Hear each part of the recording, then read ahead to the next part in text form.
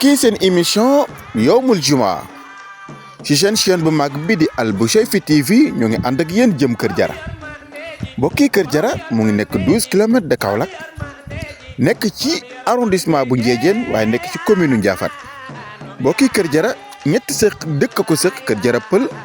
Kër Jara gu ndaw Kër Jara gu mag mbokk fu ñu jëm nag mooy Kër Jara gu mag ñi fekk fa kan Cheikh Sidi Yahya Kunta ibnu Serigne Abdourahmane Kunta mbokk yi ni ñu leen ko waxee doomam nga xam ne moom la dénk daara ji dénk ko jumaa ji muy Abdourahmane Kunta di turandoo papaam mbokk yi tey moom lañ fas yéene dem jële leen xutba gu mag gi mu nar a def tey xutba goo xam ne suñ ko déggee ngeen xam ne xutbaam ak xutba yu ngeen di dégg du benn ndax yar nañ ko mu ngi jàngee gànnaar ñëw dugg ci école yi jàng ba manq lim ci war a manq sos daara ba tey mu nekk ci kon mbokk yi tey ñoo ngi fii ci Kër Jara fa tabarakallahu ci dëkk bi nga xam ne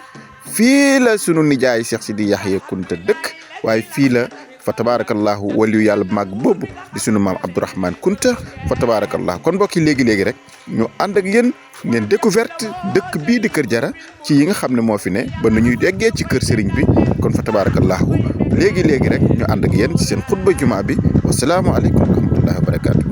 kullahu waliyun min adulli yàlla du dogal ba tàggu ci kenn mooy buurub dogali wa kabiru takbiran yàlla